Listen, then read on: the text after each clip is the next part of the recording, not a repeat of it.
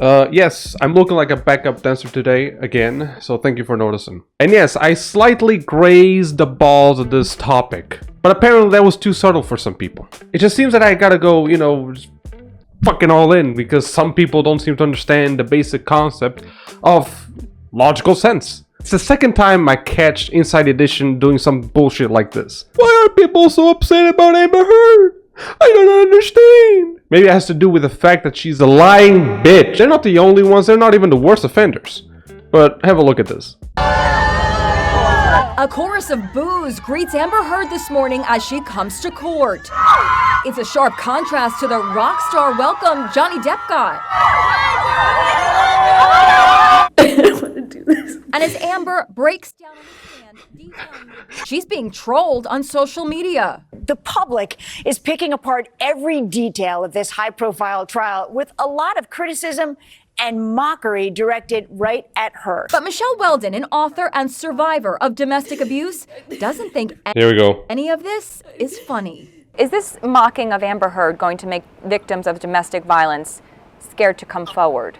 Absolutely. That is one outcome of this trial. I think it's terribly dangerous to her personally and also to every woman who goes to domestic violence court to file an order of protection. But maybe, just maybe, people have an issue with that very specific thing. What is it? Oh yeah, she's not a fucking victim. That she's lying her ass off and we had plenty of evidence. Hell, even the fucking judge was like, you know what? You changed your testimony. Can you explain that shit? The lawyer couldn't do shit. Also, I love when people go like, oh, I was a previous victim. I wrote a book. I am a god on this topic, okay? Like, I don't care. Terrible experience. It is always good to hear people's perspectives, no matter what they've gone through or not. But there's plenty of people that would disagree with you. And they were also victims, mind you. And listen, I understand the argument. This case is gonna be used for women that might be telling the truth. For everything now, people are gonna be like, oh, Amber Heard this, oh, she's pulling Amber Heard, like the Juicy Smoulier thing. And that's how I call them. I will always call them that. But understand that the people who do that, they don't need an Amber Heard. They will always not believe women. So it's clearly not going to be this case that breaks the fucking, let's say, stigma or creates it, okay? People who are judgmental of women telling the truth will always be judgmental. But this ain't a case. Lady, what do you want? Do you want Amber Heard on your side? Why are you concerned about her mental health when she's been fucking this man's mental health for years? Get the fuck out of here. And I just gotta say, like, first and foremost, I hate when people hijack this.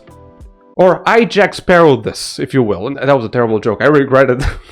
I regret it as I was saying it. But maybe, just maybe think this, lady. And this is no disrespect to women. I understand the statistics. I understand that you still take the higher number and shit. I understand all that. But maybe this has to do with the fact that people are so passionate about this. Maybe it's due to the fact that a case that it usually goes grossly unreported, which is men being victims, is finally being brought to light. That's why people are so passionate. Because this is, I would say, an example case for a lot of men that went through years of bullshit to finally see some justice that they didn't have. Maybe those are the people that are making these jokes. Maybe this is for a group that you do not fit in, lady. Maybe it has to do with another group that feels that this is incredibly relevant. I'm not telling you to shut up, okay? But I'm telling you to at least be comprehensive to the fact that this is not a case of men versus women. This is a case of people against domestic violence. And again, secondly, do you want her? And secondly, do you really want her a liar? Really? You can have the opinion that you want, but just look at the court case, the court notes and shit. It's fucking terrible, okay? But that was another video from Philip DeFranco. Now, it wasn't him saying this shit, but he covered this pretty much. Let's just take a look. So that's led to a lot of people questioning why people are so excited, even reveling in a case that deals with domestic abuse allegations. Because a lot of the content that's out there, it's not like the stuff that Emily D. Baker or a number of people are doing. Like, a lot of the content is jokes, making fun of it, specifically of Heard. With places like Rolling Stone noting that one audio of Heard alleging that Depp hit her is very popular online, with people spoofing it, putting cats and wigs over it, people in the comments eating it up. But as the trial has continued on, we have more people going, is it okay to joke about this? With people arguing that it doesn't matter matter who you side with in the situation, you still shouldn't turn this case into clickbait comedy, with a piece in The Guardian saying regardless of whether an individual believes Heard's testimony, they should believe that nothing good can come from minimizing and mocking descriptions of abuse. The trial has made it clearer than ever that a culture of toxic fandom has poisoned our brains, with a number of them hitting on a note that USA Today hit on, saying, "The loudest voices on the internet may not believe Heard, but millions of women have had experiences like the ones she described. Stop. When people mock her, experts say they're inadvertently laughing at every person who has said they are a victim of abuse." With people saying things like, domestic violence is not a joke, rape is not a joke, abusers using the legal system to continue to terrorize their victims is not a joke, abusers using accusations of defamations to silence their victims is not a joke. In 20 years, people are going to look back at this trial and all of the media coverage and be disgusted. I absolutely love these fucking time travelers. Maybe in 20 years, people will look back at your Twitter and be like, oh shit, this is how the fucking Earth died. And most importantly, maybe this has all to do with the fact that we're not laughing at a victim, we're laughing at a fucking liar, because there is something inherently funny to me about someone lying their asses off and being officially caught. Maybe because we know this bitch is clearly lying again. And listen, I don't know about you, alright, but I am a human with a sense of humor. Why the fuck did that rhyme? Now, you might be a wet fart if you want, but I strongly believe that even in dark shit, we can pull comedy, because goddamn, I don't want to be depressed all the time. And maybe the reason why people are mocking this case, because they understand that in the end of the day, that you can laugh at this and still understand how fucking serious it was for Johnny Depp to go through all that shit. I mean, even Johnny Depp himself was cracking jokes in the fucking trial. And you would sometimes drink whiskey in the mornings too, right? Isn't happy hour anytime? If the victim himself can laugh, why can't you?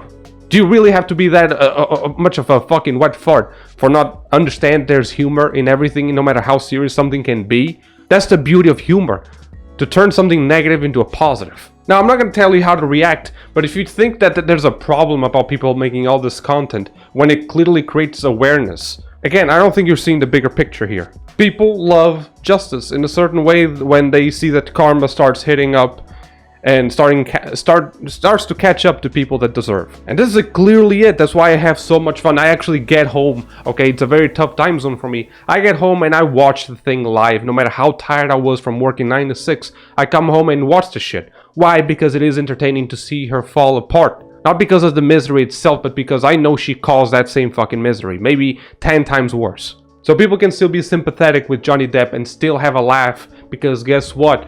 We are humans. You're not stuck on one single emotion. You can laugh, people, and still understand the severity of something. I remember when I was a kid, I did a lot of fucked up shit that now I can laugh. Fucked up shit that actually hurt me in the past.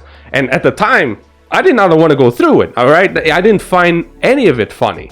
But, you know, a few years, time heals, and I certainly start seeing the humor in the ridiculous and negative shit. You can do that, that's fine, but please understand that other people aren't just like you. Some people can distinguish things and do both things at the same time. Understand how severe something is and laugh at it. In fact, some people might crack jokes to lead with a fucking thing, to cope with a situation. That's what I wanted to say. But thank you so much for watching. If you like this style of videos, subscribe, and I'll see you next time.